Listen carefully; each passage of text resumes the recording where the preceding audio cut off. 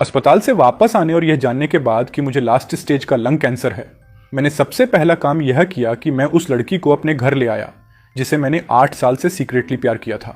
1 महीना बीत गया और मैंने नोटिस किया कि थोड़ा कमजोर महसूस करने के अलावा मुझे कोई दर्द नहीं हो रहा था। ठीक तभी अस्पताल से फोन आया कि उनसे मेडिकल रिपोर्ट्स में गड़बड़ी हो गई थी।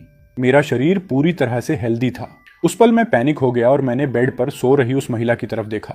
मैंने अपने दिल में एक बहुत बड़ा फैसला लिया। 3 साल बाद मैं अपने देश वापस आया और कंपनी के एक टीम इवेंट के बाद मेरे कलीग्स ने मुझे पूरी तरह से शराब पिलाकर धुत्त कर दिया। जब मेरी आंख खुली तो मेरे पैर उसी चेन से बंधे हुए थे जिसे मैं बहुत अच्छी तरह जानता था, लेकिन इस बार मेरे पास 2 लोग थे, एक बड़ा और एक छोटा। अभी मुझे उस लड़की से अपनी फीलिंग्स शेयर करने का मौका भी नहीं मिला था और 1 महीने में मेरी मौत होने वाली थी। यह सोचकर मेरी आंखों से आंसू लगातार बह रहे थे जब मैं घर लौट रहा था। ड्राइवर ने, जिसे पता था कि मैं हॉस्पिटल से आ रहा हूँ, मेरा मूड नोटिस किया और शायद कुछ अंदाजा लगा लिया। गाड़ी से उतरने से ठीक पहले उसने अचानक मुझसे कहा, लड़के, ऐसी कोई रुकावट नहीं है जिसे पार न किया जा सके। प्रेजेंट में जीना ही सबसे इंपॉर्टेंट है। घर पहुंचकर जब मैंने उस खाली विला को देखा तो वहां सिर्फ मैं अकेला था और अचानक मैंने एक बड़ा फैसला लिया। ड्राइवर सही कह रहा था, प्रेजेंट में जियो। मैंने अपना फोन खोला और एक सिल्वर चेन ऑर्डर कर दी। मेरी लाइफ का सिर्फ 1 महीना बचा था और मैं कोई पछतावा नहीं छोड़ना चाहता था। पार्सल बहुत जल्दी आ गया। खाना खाने के बाद वह मेरे हाथ में था। अपने हाथ में सिल्वर चेन को देखकर मैंने साहस जुटाया और WCAT का पिंड चैट खोला। बड़ी बहन, आज मेरी तबीयत ठीक नहीं है, क्या आप आकर मेरी देखभाल कर सकती हैं? जैसे ही मैंने मैसेज भेजा उसने तुरंत रिप्लाई किया। वह आधे घंटे में मेरे घर पहुंच गई। इस बीच मैंने नींद की गोलियों को पानी के एक गिलास में मिक्स कर दिया जो मैंने पहले से तैयार रखी थी और सोफे पर बैठकर इंतजार करने लगा। दरवाजे पर दस्तक हुई।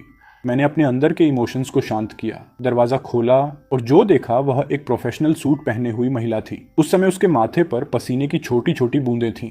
साफ था कि वह अभी अभी ऑफिस से निकली थी और सीधे मुझसे मिलने आई थी। यह देखकर मुझे थोड़ी गिल्ट फील हुई, लेकिन जल्द ही मैंने खुद को संभाला। अंदर आते ही उसने चिंता में मेरा हाथ पकड़ा और मुझे सोफे की तरफ ले गई। छोटे भाई, तुम्हें कहाँ दर्द हो रहा है? मैं तुम्हें अब भी हॉस्पिटल ले चलती हूँ। उस महिला के चेहरे पर चिंता देखकर मेरी आंखें आंसुओं से भर आईं। इस महिला का नाम जियानू था, जो मुझसे 6 साल बड़ी थी। जब मैं 14 साल का था और मेरे पेरेंट्स ने मुझे घर से निकाल दिया था, तब उसने मुझे काइंडली पनाह दी थी और कॉलेज खत्म होने तक मेरा पूरा खर्चा उठाया था। ग्रेजुएशन के बाद मैं उसकी कंपनी में असिस्टेंट के तौर पर काम करने लगा। इन सभी सालों में उसने मेरी बहुत केयर की थी। मेरे लिए वह सब कुछ थी। जिस विला में मैं अब भी रहता हूँ वह भी उसी का है। लेकिन जब मैं 18 साल का हुआ तो उसने मुझे यह बर्थडे गिफ्ट के रूप में दे दिया था। उसने कहा था कि अगर फ्यूचर में मेरी कोई गर्लफ्रेंड बनी तो वह हमें डिस्टर्ब नहीं करेगी। लेकिन उस विंटर के बाद से जब उसने मुझे बर्फ से उठाया था और इस विला में लाई थी, मैं किसी और महिला को पसंद नहीं कर पाया। अब जब मुझे टर्मिनल लंग कैंसर है तो शायद मौत का सामना करने ने मुझे थोड़ा और हौसला दे दिया है। छोटे भाई, बताओ कहाँ दर्द है? अपनी बड़ी बहन को मत डराओ। जियानू ने जब मुझे चुप देखा और सिर्फ उसे घूरते हुए पाया तो उसकी आवाज में जल्दबाजी थी। बड़ी बहन, पहले थोड़ा पानी पी लो, मैं तुम्हें धीरे धीरे सब बताऊंगा। मैंने एक गहरी सांस ली, अपनी गिल्ट को दबाया और एक स्माइल दी। उसके चेहरे को देखकर, जो किसी स्टार से भी ज्यादा डेलिकेट था, मैंने अपने फैसले को और पक्का कर लिया। वैसे भी मैं 1 महीने में मरने वाला हूँ, इसलिए मैं अपना सब कुछ दांव पर लगा दूंगा। जियानू, जो सीधे कंपनी से आई थी, काफी प्यासी थी। उसने गिलास उठाया और एक ही घूंट में नींद की गोली वाला पानी पी गई। जल्दी बताओ मुझे। गिलास को खाली देखकर मुझे राहत मिली और अचानक मेरा एक्सप्रेशन सीरियस हो गया। बड़ी बहन, मैं तुम्हें पसंद करता हूँ। मैं तुम्हें उसी दिन से पसंद करता हूँ जब तुमने मुझे सहारा दिया था। हम साथ रह सकते हैं। मुझे लगा कि मुझे उसे एक मौका देना चाहिए। मैं उसे फोर्स नहीं करना चाहता था। मैं नहीं चाहता था कि वह मुझसे नफरत करे, लेकिन रियलिटी ने मुझे एक जोरदार थप्पड़ मारा। जियानू मुझे अचानक इस तरह प्रपोज करते देखकर हैरान रह गई। जब उसने रिएक्ट किया तो उसका चेहरा गुस्से से लाल हो चुका था। तुम बीमार नहीं हो, तुम मुझसे झूठ बोल रहे हो। यह कहकर उसने अपना बैग उठाया और बिना पीछे मुड़े दरवाजे की तरफ बढ़ गई। यह देखकर मेरी आंखें डार्क हो गईं और मुझे कड़वाहट महसूस हुई। तो उसने मुझे रिजेक्ट कर दिया था। जैसे ही जियानू दरवाजे पर पहुंची, उसकी आंखों के सामने अंधेरा छा गया और उसका शरीर पीछे की तरफ गिरने लगा। किस्मत से मैंने पहले ही इसका अंदाजा लगा लिया था और उसे सही समय पर संभाल लिया। अपनी बाहों में सोई हुई महिला को देखकर मैं अपने इमोशंस को कंट्रोल नहीं कर पाया। मैंने अभी अभी खरीदी हुई चेन निकाली और उसके एंकल में बांध दी। यह करने के बाद मैंने उसका फोन खोला और उसकी सेक्रेटरी के साथ चैट सर्च की। सेक्रेटरी हियान, मुझे 1 महीने के लिए बिजनेस ट्रिप पर जाना पड़ रहा है। इस दौरान मुझसे कांटेक्ट न करें। कंपनी का काम टेम्परेरी तौर पर छोटे भाई के पास रहेगा। इंपॉर्टेंट डॉक्यूमेंट्स मुझे पहले इलेक्ट्रॉनिक वर्जन में भेजें। मैं छोटे भाई से कहूंगी कि वह मेरे बिहाफ पर उन्हें साइन कर दे। दूसरी तरफ से तुरंत रिप्लाई आया, ठीक है। रिप्लाई देखकर मैं मुस्कुराया। किस्मत से ग्रेजुएशन के बाद मैंने उसकी कंपनी में असिस्टेंट के रूप में काम किया था। कंपनी में बहुत से लोग बड़ी बहन के साथ मेरे रिलेशन के बारे में जानते थे। अगर मैं उसके लिए डॉक्यूमेंट साइन करता तो सेक्रेटरी जियान को शक नहीं होता। मैंने सब कुछ जल्दी से अरेंज कर दिया। सबसे इंपॉर्टेंट काम था पेन किलर्स लेना। मुझे दर्द से बहुत डर लगता है। अपने पास सोई हुई महिला को देखकर मेरा दिल जोर से धड़क रहा था। मैं उसे 8 साल से पसंद करता था। मैंने हमेशा उसे एक बड़ी बहन की तरह देखा था, लेकिन आज फाइनली मैं उसके साथ एक ही बेड पर सो सकता था। रात के 11 बज चुके थे, इसलिए मैंने उस महिला को अपनी बाहों में लिया और सो गया। अगली सुबह जियानसू धीरे धीरे जागी। आंखें खोलकर वह अपना माथा मलना चाहती थी, लेकिन उसने पाया कि उसके हाथ मजबूत बाहों में बंधे हुए थे। सिर उठाते ही उसने बहुत पास एक चेहरा देखा। उस आदमी को देखकर उसका चेहरा पीला पड़ गया और वह गुस्से से भर गई। एक लात मारकर उसने मुझे बेड से नीचे गिरा दिया, जबकि मैं अभी सो ही रहा था। गूफान, तुम मुझे छोड़ो, मेरे सामने दोबारा मत आना। ह्यू उठकर कपड़े पहनना चाहती थी, लेकिन अपने एंकल पर ठंडी चेन महसूस करके वह चौंक गई। सिल्वर चेन को देखकर वह गुस्से से कांपने लगी। रही सही कसर तब पूरी हो गई जब उसने देखा कि फर्श पर उसके कपड़े बिखरे पड़े थे। हालांकि अपने शरीर में कोई असुविधा न महसूस होने पर उसे थोड़ी राहत मिली। उस आदमी को देखकर जो अभी अभी सोकर उठा था और अपना सिर मल रहा था, जियानू गुस्से से दांत पीसने लगी। जैसे ही उसने मुझे गाली देने के लिए अपना मुंह खोला, मैंने उसके हाथ पकड़े और उसे अपने शरीर के नीचे दबा दिया। मैं अभी भी उसके साथ एक खूबसूरत सपने में डूबा हुआ था जब मुझे वह लात पड़ी थी। रिएक्ट करने पर मुझे सिर्फ उसकी गुस्से से भरी चीखें सुनाई दी। हालांकि मुझे पता था कि जागने पर वह मेरा अपमान करेगी, फिर भी मुझे बुरा लगा और मेरा लुक डल हो गया। मैं यहाँ तक पहुंच चुका था, मैं पीछे नहीं हट सकता था। मेरी लाइफ का सिर्फ 1 महीना बचा था। 18 साल बाद मैं एक नया इंसान बनूंगा। अचानक मैंने अपना सिर उठाया और मेरी आंखें उसकी आंखों से मिली, लेकिन जल्द ही मैंने अपनी नजरें नीचे कर ली। गुफान, तुम। कमरे के पर्दे बंद थे, जिससे अंदर बहुत अंधेरा लग रहा था। मैंने 8 साल से बड़ी बहन को सीक्रेटली प्यार किया था। इस आखिरी महीने में मैं डरपोक बनकर नहीं रहना चाहता था। जब मेरी दोबारा आंख खुली तो मैंने देखा कि वह मुझे बिना किसी एक्सप्रेशन के देख रही थी। एक पल के लिए मैंने अपनी नजरें घुमाई और जल्दी से टॉपिक चेंज कर दिया। बड़ी बहन, तुम्हें भूख लगी होगी, मैं तुम्हारे लिए कुछ खाने को बनाता हूँ। जियानू का गुस्सा न होना सबसे डरावना था। मैं जल्दी से उठ बैठा, जल्दबाजी में अपने कपड़े पहने और बेडरूम से बाहर भाग गया। कमरे में जियानू ने मुझे जाते हुए एक कॉम्प्लेक्स एक्सप्रेशन के साथ देखा। उसकी नजरें फर्श पर बिखरे कपड़ों पर पड़ी, उसके कान थोड़े लाल हो गए और आखिरकार उसने एक बेबस सांस छोड़ी। उसने अलमारी से मेरी एक व्हाइट शर्ट निकाली और नहाने के लिए बाथरूम में चली गई। किस्मत से जो चेन मैंने खरीदी थी वह इतनी लंबी थी कि वह विला में फ्रीली मूव कर सकती थी। कुछ ही देर बाद मैं बेडरूम में दलिया का एक कटोरा लेकर आया। तब तक जियानू नहा चुकी थी और उसने मेरी शर्ट पहन रखी थी। उसे इस तरह देखकर मैं हैरान रह गया। उसके लंबे, काले और सॉफ्ट बाल, जिन पर पानी की बूंदें थीं, शर्ट के कॉलर को गीला कर रहे थे और उसकी स्किन से चिपक रहे थे। अगर तुम ऐसे ही रहे तो मैं बेड पर ही मर जाऊंगा। ऐसा लगा जैसे उसने मेरी तेज होती सांसों को नोटिस कर लिया था और जियानू ने तिरस्कार से सूंघा। मैं शर्मिंदगी से मुस्कुराया, चम्मच उठाया और उसे उसके होठों के पास ले गया। उसने बस मुझे गुस्से से घूरा, लेकिन अपना मुंह खोला और पी लिया। उसे बिना किसी विरोध के खाते देखकर मैं खुशी से भर गया और उसे खिलाता रहा। दलिया खत्म करने के बाद जियानू ने कल रात के बारे में कुछ नहीं कहा। वफान, मेरी चेन हटाओ, कंपनी में बहुत सारे डॉक्यूमेंट्स वेट कर रहे हैं। क्या तुम मुझे ऐसे ही लॉक रखने का सोच रहे हो? अगर मैं एक दिन भी काम पर नहीं गई तो कोई पुलिस को बुला लेगा, ये इल्लीगल है। उसकी धमकी पर मैं बस मुस्कुराया। नहीं, कंपनी की चिंता मत करो, मैंने पहले ही सेक्रेटरी हियान से तुम्हारे लिए छुट्टी मांग ली है। मैं उन डॉक्यूमेंट्स को संभाल लूंगा। मैंने जियानू का फोन निकाला, उसे सेक्रेटरी जियान के साथ चैट दिखाई और फिर उसे छिपा दिया ताकि वह किसी भी कम्युनिकेशन डिवाइस को टच न कर सके। हियानसू, यह देखकर कि उस आदमी ने सब कुछ प्लान कर रखा था, मुझे गुस्से से घूरने लगी। वह बहुत गुस्से में थी। अगर मुझे पता होता तो मैं इस लड़के को कंपनी में इतनी पावर कभी नहीं देती। अब वह अपनी मनमर्जी कर रहा था। अगली सुबह मैंने बेड के पास खाना तैयार छोड़ दिया। उसका पीला चेहरा देखकर मुझे गहरा पछतावा हुआ। यह सब मेरी गलती थी। अब वह पक्का मुझसे नफरत करती होगी। कल रात को याद करते हुए ऐसा नहीं लगा कि उसने मुझे रिजेक्ट किया था और मेरे चेहरे पर एक स्माइल आ गई। शायद वह मुझसे उतनी नफरत नहीं करती थी। मैंने बिखरे हुए कमरे को समेटा। बेडरूम में जियानू बेड पर बैठी एक कॉम्प्लेक्स एक्सप्रेशन के साथ मुझे कंपनी जाते हुए देख रही थी। मैं कंपनी पहुंच गया। कल मैंने 1 दिन की छुट्टी ली थी। आज मुझे ऑफिशियली काम करना था। इस महीने के दौरान मैं पूरी कोशिश करूंगा कि बड़ी बहन को काम में कोई प्रॉब्लम ना हो। मैंने पूरा दिन प्रेसिडेंट के ऑफिस में डॉक्यूमेंट्स रिव्यू करने में बिताया। कुछ इंपॉर्टेंट डॉक्यूमेंट्स मैं घर ले आया। रात में बेडरूम में हियानसू ने अपने हाथों में डॉक्यूमेंट्स को देखा और एक सार्केस्टिक हंसी हंसी। कल रात यह लड़का एक बैल की तरह था। मेरा पूरा शरीर अभी भी दर्द कर रहा है। मैं बमुश्किल थोड़ा रिकवर हुई थी और रात में यह लड़का मुझसे काम करवा रहा है। सामने खड़ी उस महिला की स्माइल ने मुझे इनसिक्योर फील करा दिया। उसने मुझे गुस्से से घूरा और धमकी दी, तुम किस बात पर हंस रहे हो? जल्दी साइन करो। फोन छूने की सोचना भी मत, वरना कल मैं तुम्हें बेड से उठने नहीं दूंगी। वह महिला क्लियरली मेरी बातों से डर गई थी। उसका शरीर थोड़ा सा कांपा। उसने पेन उठाया और डॉक्यूमेंट्स को रिव्यू करना शुरू कर दिया। मौके का फायदा उठाकर मैं जल्दी से नीचे डिनर बनाने चला गया। इस तरह लगभग 2 हफ्ते बीत गए। इस दौरान दिन में मैं उसकी जगह कंपनी के सारे मैटर्स संभालता था। रात में मैं कुछ इंपॉर्टेंट डॉक्यूमेंट्स लेकर आता था ताकि जियांसु उन्हें रिव्यू कर सके। लेकिन 2 हफ्ते से ज्यादा साथ रहने के बाद मैंने नोटिस किया कि उसका भागने का कोई इरादा नहीं था। जब भी मैं घर आता, मैं उसे बालकनी में एक बुक लेकर चुपचाप बैठे हुए देखता था। लेकिन वह जो कपड़े पहनती थी वह हमेशा सिर्फ एक ढीली ढाली शर्ट होती थी। इतनी ज्यादा कि लगभग हर रात मैं उसके डॉक्यूमेंट्स रिव्यू खत्म करने का इंतजार करता था और उसे इम्पेशेंटली किस करने लगता था। वह कोऑपरेट करते हुए मेरे किसेज का रिस्पॉन्स देती थी। ये दिन मेरे लिए बहुत प्रेशियस थे, लेकिन मैं जानता था कि 1 हफ्ते से थोड़े ज्यादा समय में मेरी मौत हो जाएगी। जब भी मैं इस बारे में सोचता, मेरी आंखें दुख से भर जाती, लेकिन जल्द ही वह दुख एक इंपल्स में बदल जाता और मैं अपनी बाहों में मौजूद इंसान को जोर से गले लगा लेता।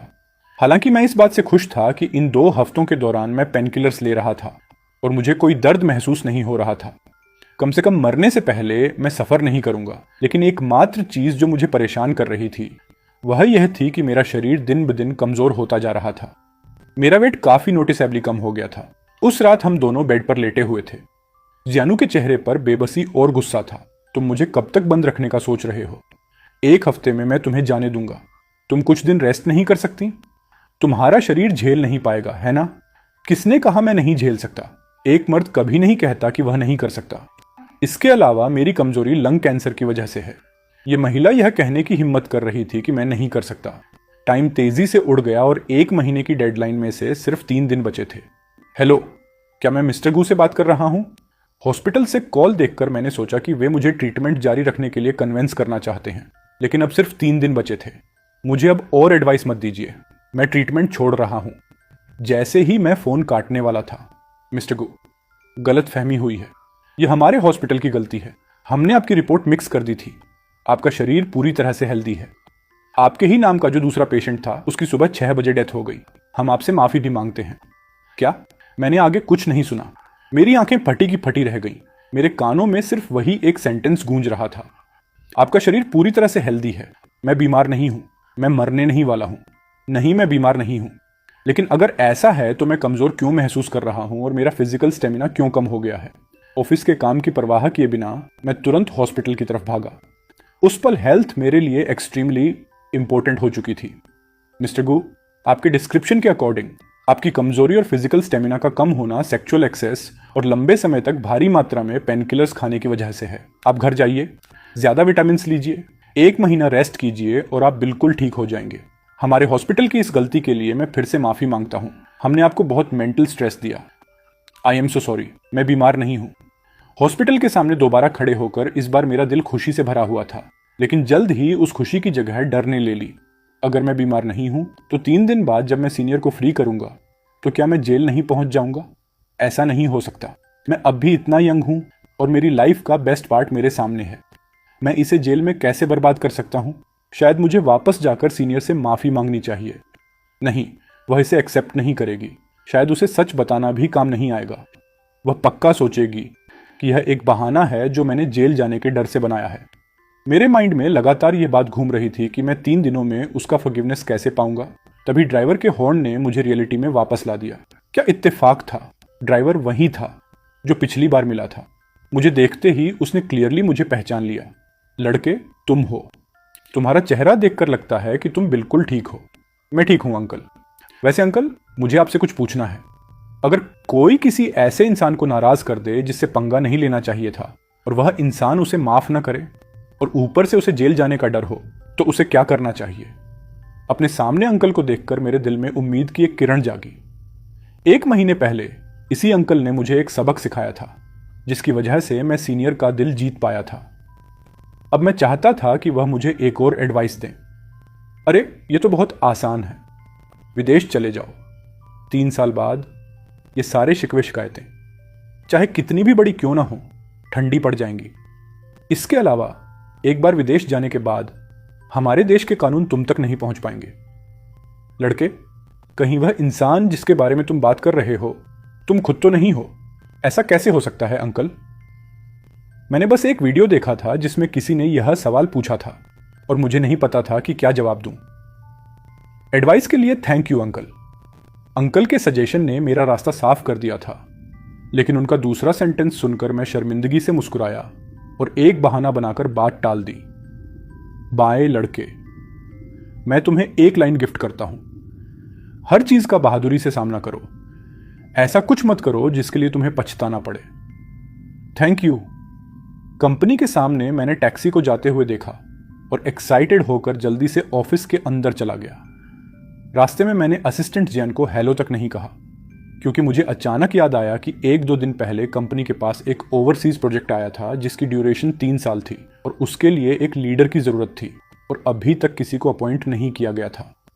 यह प्रोजेक्ट जैसे मेरे लिए ही बना था। मुझे यह नहीं पता था कि जब मैं जल्दबाजी में जा रहा था तब असिस्टेंट जियान मेरे उस बैग को घूर रही थी जो मैं हॉस्पिटल से लाया था। बॉस जी और असिस्टेंट कू की तबीयत पिछले कुछ समय से ठीक नहीं चल रही है। जब वह पिछले महीने वापस आए तो बॉस जी ने एक भी मैसेज का रिप्लाई नहीं किया। यह बात असिस्टेंट जियान को और भी ज्यादा सोचने पर मजबूर कर रही थी। क्या बॉस जी किसी प्रोजेक्ट को नेगोशिएट करने गए थे कि वह इतने बिजी थे? अगले 2 दिनों में मैंने उस ओवरसीज प्रोजेक्ट को अपने हाथ में लिया और जाने के पेपर्स तैयार कर लिए। इस प्रोजेक्ट को मैं लीड करूंगा। पूरी कंपनी हैरान रह गई, जिसमें सेक्रेटरी जियान भी शामिल थी। लेकिन मेरा एक्सप्लेनेशन देने का कोई इरादा नहीं था। यह रात बीत जाएगी और कल सुबह 8 बजे मैं जियान चेन से निकल जाऊंगा और फिर मुझे जेल नहीं जाना पड़ेगा। गुफान, तुम मुझे कब बाहर जाने देने वाले हो? उसे देखते ही हर दिन मुझे यही पहला सेंटेंस सुनने को मिलता था। उसकी नजरें खुद पर टिकी देखकर मुझे इस मोमेंट के लिए एक अजीब सी नॉस्टैल्जिया फील हुई। यहां तक कि मेरे लिए इसे छोड़ना मुश्किल हो रहा था। तुम्हें क्या हुआ है? एक जोरदार किसने जियानू को बेदम कर दिया। मेरा मूड सेंस करते हुए उसने चुपचाप कोऑपरेट किया। सुबह 6 बजे मैं जल्दी उठा, फ्रेश हुआ, कुछ डेली यूज का सामान समेटा, ब्रेकफास्ट बनाकर उसे थर्मस में रखा, उसका मोबाइल फोन ऑन करके तकिए के पास छोड़ दिया। फिर मैंने उन चेन्स को खोल दिया जिन्होंने उसे 1 महीने से बांध रखा था, जिससे उसके एंकल पर रेड मार्क्स पड़ गए थे। मैंने काफी देर तक उसके एंकल को सहलाया, उसके माथे पर एक जेंटल किस किया और एक रिटर्न नोट छोड़कर एयरपोर्ट के लिए टैक्सी ले ली। 8 बजे फ्लाइट में बोर्ड करते ही मुझसे और कंट्रोल नहीं हुआ और मैं गहरी नींद में सो गया। फ्लाइट 11 घंटे की थी, जो पिछली रात की थकान से रिकवर होने के लिए काफी थी। दोपहर के 3 बजे बेडरूम में फोन की अचानक आई आवाज से जियानू की आंख खुली। बॉस जी, असिस्टेंट गू ने कहा था कि वह आज कंपनी वापस आएंगे। वह किस समय पहुंच रहे हैं? मम्मा, अभी भी थोड़ी नींद में, जियानू ने एक हैवी आवाज में रिप्लाई किया। वेट करो। जैसे ही उसने बोलना खत्म किया उसे पछतावा हुआ। उसका चेहरा तुरंत लाल हो गया और उसने जल्दी से फोन काट दिया। हालांकि वह नहीं जानती थी कि उस छोटे बदमाश ने उसे फोन क्यों वापस कर दिया, लेकिन उसके पास इस बारे में सोचने का टाइम नहीं था। बेड से उठते ही उसके पैर लड़खड़ा गए और वह फर्श पर गिर पड़ी। तभी अचानक उसकी नजर टेबल पर रखे एक नोट पर पड़ी। सीनियर, मैं जा रहा हूं। मैं जेल नहीं जाना चाहता। अभी मेरी लाइफ के बेस्ट ईयर्स मेरे सामने हैं। क्या आप मुझ पर केस नहीं करेंगी? उस नोट को पढ़कर जियानू अवाक रह गई। उसी मोमेंट 1 महीने से पेंडिंग पड़े मैसेजेस आने शुरू हो गए।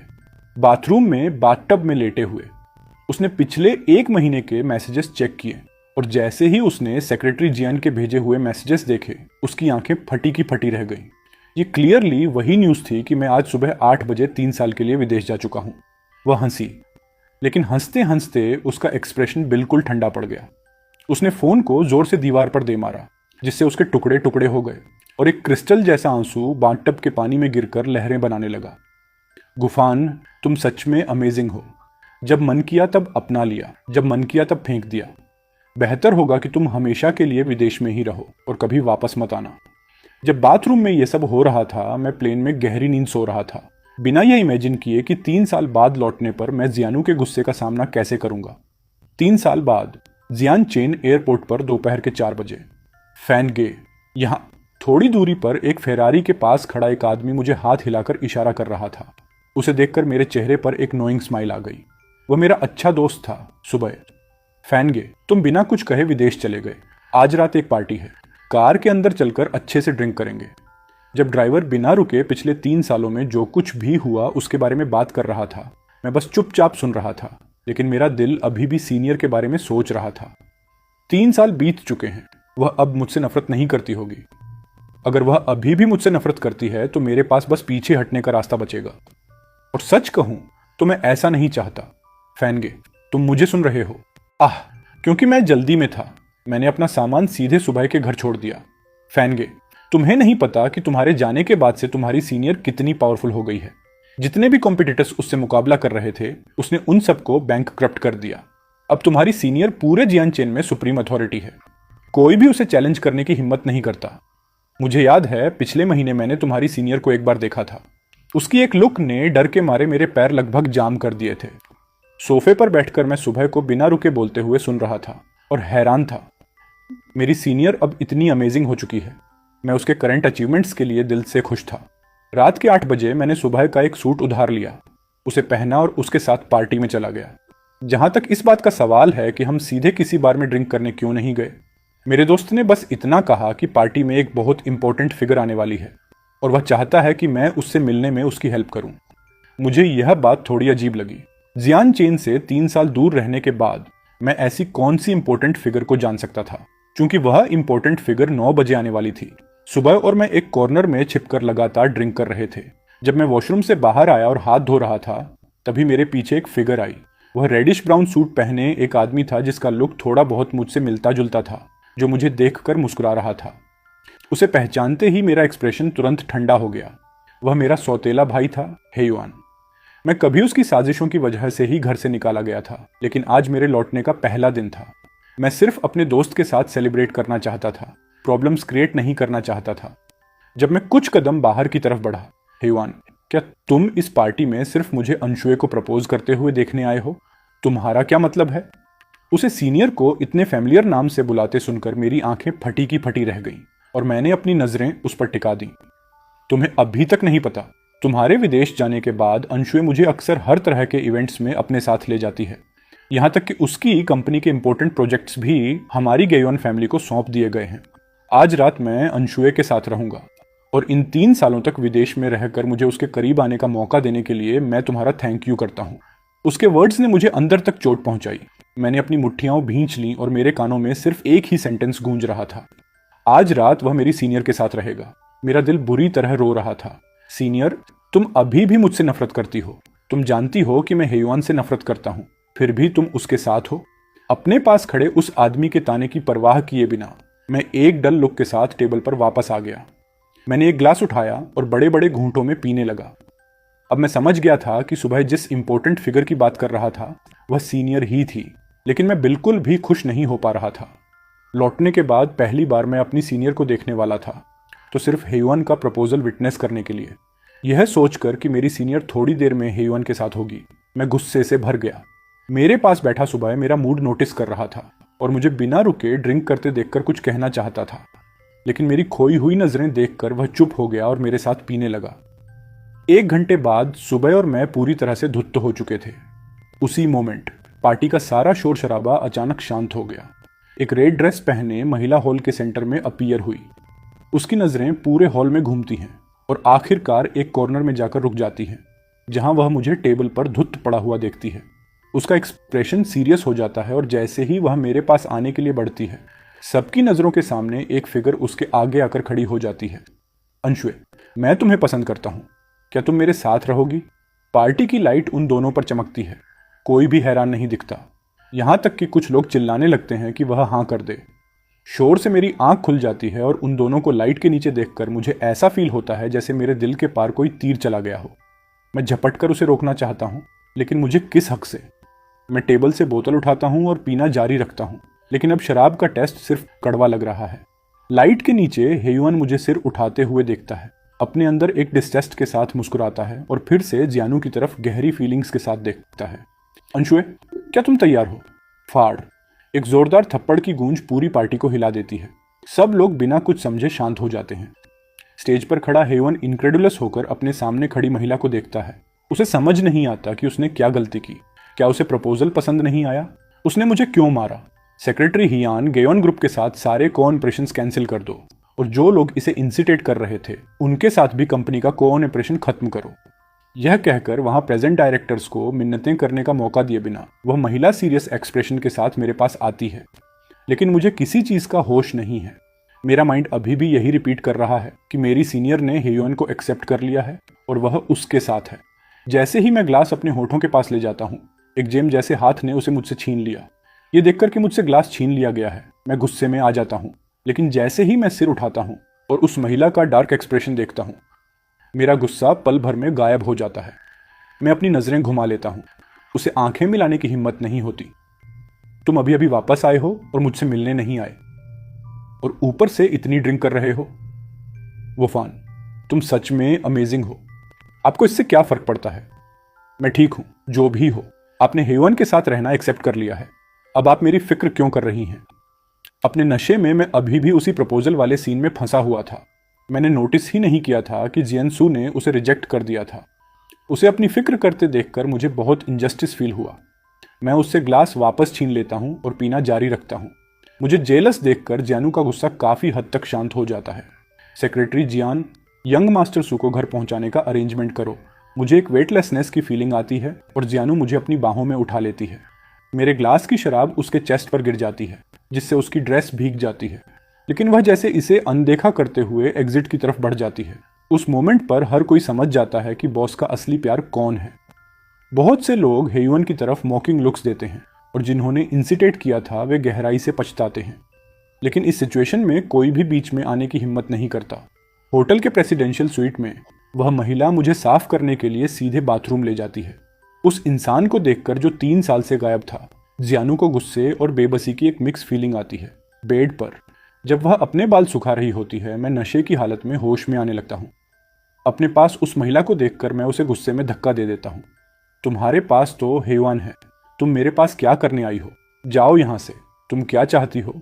मम्स, अगर मैं तुम्हें नहीं ढूंढूंगी तो किसे ढूंढूंगी? तुम इतनी ड्रिंक क्यों करते हो? क्या मैंने तुम्हें मना नहीं किया था? जियानू एक ऐसे डार्क लुक के साथ कहती है जैसे वह मुझे खा जाएगी। वह सोचती है, यह लड़का मुझे धक्का देने की हिम्मत कर रहा है। बहुत बढ़िया। मेरे साथ सोता है और फिर रिस्पॉन्सिबिलिटी से बचना चाहता है। मैं तुम्हारा बॉयफ्रेंड नहीं हूं। अपने बॉयफ्रेंड के पास जाओ। मेरी बात सुनकर जियानू हंस पड़ती है। मैं तुम्हें पसंद हूं, लेकिन तुम मुझसे कहते नहीं हो। तुम 1 महीने तक मेरे साथ सोते हो और फिर विदेश भाग जाते हो। मैंने अभी तक तुमसे हिसाब नहीं मांगा है और अब तुम मुझे ही ब्लेम कर रहे हो। मुझे छोड़ो। मैं उसे दूर हटाने की कोशिश करता हूं। अचानक उसका चेहरा डार्क हो जाता है। वह मुझे इमोबिलाइज करती है और मेरा मुंह बंद करते हुए मुझे किस करने लगती है। उसी समय एक दूसरे प्रेसिडेंशियल स्वीट में मेरे दोस्त सुबह को एक महिला लगातार सिड्यूस कर रही होती है। कुछ ही पलों में वह प्लेजर के सामने सरेंडर कर देता है। अगली सुबह अलार्म की आवाज से मेरी आंख खुलती है। आंखें खोलते ही और पूरे शरीर में दर्द महसूस करके मैं जान जाता हूं कि कल रात कोई मेरे साथ सोया था, इसलिए वह कोई सपना नहीं था। मैं टेबल पर कपड़ों का एक सेट और सीनियर का एक नोट देखता हूं। यह देखकर मुझे बहुत रिलीफ मिलता है। खुशी होती है कि वह कोई और नहीं थी, लेकिन जल्द ही मैं रेडी हो जाता हूं। आज मुझे रिपोर्ट करने कंपनी जाना है। कल रात के बाद मैं जानता हूं कि सीनियर अब मुझसे नफरत नहीं करती। खुशी खुशी मैं WCAT की ब्लैकलिस्ट से उस इंसान को बाहर निकालता हूं जो 3 साल से ब्लॉक था। तभी मुझे अपने दोस्त का एक मैसेज देखकर शौक लगता है। अरे फैन गे, तुम्हें मेरी हेल्प करनी होगी। कल रात तुम्हारी सीनियर की सेक्रेटरी जियान ने मुझे पकड़ लिया। यहाँ तक कि उसने एक वीडियो भी रिकॉर्ड कर लिया और कहा कि अगर मैं रिस्पॉन्सिबिलिटी नहीं लूंगा तो वह मुझे जेल भेज देगी। फैन गे, मुझे बचाओ। सुबह का मैसेज पढ़कर मेरा मुंह टेढ़ा हो जाता है, लेकिन मुझे इस बात से ज्यादा शौक लगता है कि सेक्रेटरी जियान सुबह के प्यार में है। हालांकि मैं इस मामले में कोई हेल्प नहीं कर सकता। सुनो भाई, बेहतर होगा कि तुम सेक्रेटरी जियान के सामने सबमिट कर दो। ये ऑब्वियस है कि वह तुम्हें पसंद करती है। अगर तुम रिस्पॉन्सिबिलिटी नहीं लोगे तो तुम प्रोबेबली जेल जाओगे और तुम्हारी फैमिली का बिजनेस भी इफेक्ट होगा। इसके अलावा सेक्रेटरी जियान काफी ब्यूटीफुल हैं। उनके साथ रहने में तुम्हारा कोई लॉस नहीं है। कुछ देर बाद जैसे ही मैं कंपनी पहुंचता हूं, सुबह का रिप्लाई आता है। समझ गया फैन गे। मैसेज देखकर मेरा मूड अच्छा हो जाता है। चलो, आज मैंने एक अच्छा काम किया है। जरूर मेरे साथ कुछ अच्छा होगा। मैं खुशी खुशी प्रेसिडेंट के ऑफिस की तरफ बढ़ता हूं। रास्ते में सारे क्लीग्स मुझे देखकर ग्रीट करते हैं और मैं एक एक करके रिस्पॉन्ड करता हूं। लिफ्ट से बाहर आते ही मुझे सेक्रेटरी जियान अपनी तरफ आती हुई दिखती है। मुझे देखकर उसकी आंखों में थोड़ी सिंपैथी दिखती है। मुझे यह अजीब लगता है, लेकिन सुबह के बारे में सोचते हुए मैं उससे पूछता हूँ, सुनो सेक्रेटरी जियान, क्या तुम सच में सुबह को जेल भेजने वाली हो? मेरा अचानक यह सवाल सुनकर वह फ्रीज हो जाती है और रिएक्ट करते हुए शर्माकर जल्दी से लिफ्ट के अंदर चली जाती है। मैं अंदर आता हूँ, सीनियर, मैं कंपनी में हूँ। मैं उसे उस ओवरसीज प्रोजेक्ट के बारे में इन्फॉर्म करता हूँ। जैसे ही मैं बोलना शुरू करता हूँ, मेरी नज़रें उसकी ठंडी आंखों से मिलती हैं और मैं डर के मारे पेट्रीफाइड हो जाता हूँ। जल्दी करो। आह, उसका कोल्ड एक्सप्रेशन मुझे बहुत नर्वस कर देता है और मैं जल्दी जल्दी ओवरसीज प्रोजेक्ट को एक्सप्लेन करता हूँ। ऑफिस से बाहर आते समय मैं अभी भी कांप रहा हूँ। कल रात वह इतनी केयरिंग थी, आज उसका मूड क्यों बदल गया? कम से कम उसने 3 साल पहले की बात मेंशन नहीं की। अगले कुछ दिन मैं सुबह के घर पर रुकता हूँ क्योंकि मुझे सेक्रेटरी जियान से पता चला कि मेरे विला पर सीनियर ने कब्जा कर लिया है। उस दिन ऑफिस में उसके ठंडे एटीट्यूड को याद करके मैं पनिशमेंट के डर से वापस जाने की हिम्मत नहीं करता, लेकिन जिसका डर था वही हुआ। उस दिन कंपनी की एक टीम बिल्डिंग एक्टिविटी के दौरान एक बार में सारे सीनियर ऑफिशियल्स मुझे लगातार ड्रिंक ऑफर कर रहे थे। इस दौरान सब लोग मुझे सिंपैथी के साथ देख रहे थे, जिससे मैं कंफ्यूज्ड था, जब तक कि पूरी तरह नशे में होने पर रूम का दरवाजा खुला। यह देखकर कि कौन आया है, सारे सीनियर ऑफिशियल्स जल्दी से वहां से निकल गए। जियानू मुझे सोफे पर सोते हुए देखती है और एक स्माइल देती है। उस रात मैं सपना देखता हूं कि मैं सीनियर से शादी कर रहा हूं और हमारी एक बेटी है। हम तीनों खुशी खुशी रह रहे हैं। सुबह होते ही मुझे अपने चेस्ट पर एक वेट फील होता है और मैं धीरे धीरे अपनी आंखें खोलता हूं। जो मैं देखता हूं वह जियानू का एक मिनिएचर वर्जन है, जो अपनी बड़ी बड़ी गोल आंखों से मुझे देख रही है। मुझे जगा हुआ देखकर बच्ची का चेहरा चमक उठता है।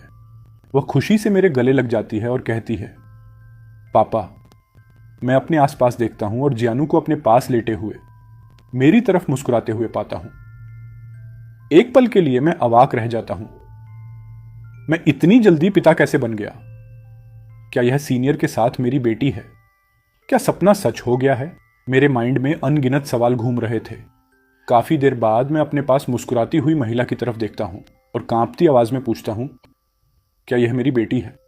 तुम्हें क्या लगता है? उस रात तुम इतने इंटेंस थे कि कुछ ही समय बाद मैं प्रेग्नेंट हो गई। अगर तुम्हें यह नहीं चाहिए तो मैं हेवन को कॉल कर सकती हूं। नहीं। जियानसू की बात खत्म होने का इंतजार किए बिना मैंने उसे गुस्से से देखा, लेकिन उसकी नजरों से मिलते ही मैं शांत हो गया। सुई, आई एम सॉरी। मैं तुम्हें 3 साल पहले की बात एक्सप्लेन करना चाहता हूं, लेकिन वह क्लियरली सब पहले से जानती थी। उसकी स्माइल गायब हो गई और उसकी जगह एक कोल्ड स्माइल ने ले ली। डियर, बाहर जाकर जियान आंटी के साथ खेलो। पापा अब हमें प्यार नहीं करते। मम्मा को उन्हें एक सबक सिखाना होगा। ठीक है मम्मा। मम्मा ऑल द बेस्ट। पापा को अच्छे से सबक सिखाओ। वो छोटी बच्ची जो मेरे ऊपर थी जल्दी से बेड से कूद गई और जाने से पहले दरवाजा बंद करना नहीं भूली। उस महिला की तरफ देखते हुए जो कोल्ड स्माइल दे रही थी, मैं बोलना चाहता था, लेकिन मुझे तुरंत इंटरप्ट कर दिया गया। छोटे भाई, क्या तुम विदेश में इन 3 सालों में हमें और मेरी बेटी को छोड़कर खुश थे? खुश? 3 साल पहले तुमने मुझे 1 महीने के लिए बंद किया था। आज से तुम 1 साल के लिए इस रूम में रहोगे, वरना मैं और मेरी बेटी हेयुआन के साथ चले जाएंगे। जैसे ही उसने बोलना खत्म किया, उसने मेरे मुंह को अपने जोरदार किसेस से कवर कर दिया। मैं रेसिस्ट करना चाहता था, लेकिन मैंने डिस्कवर किया कि मेरा एंकल पहले से ही एक चेन से बंधा हुआ था और उस चेन का मटेरियल बहुत फैमिलियर था। ये क्लियरली वही चेन थी जो मैंने 3 साल पहले खरीदी थी। उसकी पनिशमेंट के सामने मैंने रेसिस्ट करने या जरा सा भी कंप्लेंट करने की हिम्मत नहीं की। मैं अपनी वाइफ और बेटी को हेयुआन को हस्बैंड या पापा बुलाने की परमिशन कभी नहीं दूंगा। ये महिला और बेटी मेरी हैं। मैं इस सब के लायक हूं। जो जैसा करता है वैसा भरता है। अब मुझे सिर्फ एक ही बात का पछतावा है, उस ड्राइवर की एडवाइस को फॉलो करने का, वरना मैं अगला 1 साल बेड पर नहीं बिताता। लेकिन साथ ही मैं उस ड्राइवर का थैंक यू भी करता हूं। उसकी एडवाइस के बिना शायद मुझ में सुई को लॉक करने का साहस नहीं होता और न ही मेरे पास इतनी एडोरेबल बेटी होती। फ्यूचर कोई नहीं जानता, लेकिन प्रेजेंट में जीना और जो मन चाहे वह करना जरूर वही देता है जो आप डिजायर करते हैं। 1 साल बाद देश लौटने के बाद यह पहली बार है, यहां तक कि मेरी लाइफ में पहली बार है कि मैं किसी अम्यूजमेंट पार्क में आया हूं। लेकिन इस बार मेरे पास 2 लोग हैं, एक बड़ा और एक छोटा, मेरे साथ इस फेरिस व्हील पर। अचानक वह मेरे कान के पास आती है और कहती है, हस्बैंड। यान कहती है कि उसे एक छोटा भाई चाहिए, आज रात ही। तुरंत मेरे अंदर एक कंपी छूट गई। मेरे पैर कंट्रोल के बिना कमजोर हो गए और मेरे दिल में और ज्यादा खुशी भर गई। मैंने इमेजिन नहीं किया था कि वह महिला जिसे मैं इतना चाहता था वह अभी भी मुझे एक बच्चा देना चाहती है। दूसरी तरफ मैं बस यही सोचता हूं कि मैं किसी काम का नहीं हूं। मैं सिर्फ यह जानता हूं कि मैंने अपनी वाइफ को 1 महीने तक मिसट्रीट किया। मैं 3 साल के लिए विदेश चला गया और मेरी बेटी को उसने अकेले पाला, और मैं इस बीच विदेश में 3 साल तक मजे कर रहा था। लौटने पर मेरी वाइफ ने मुझे सिर्फ 3 दिन के लिए लॉक किया और फिर मुझे मैरिज सर्टिफिकेट दे दिया।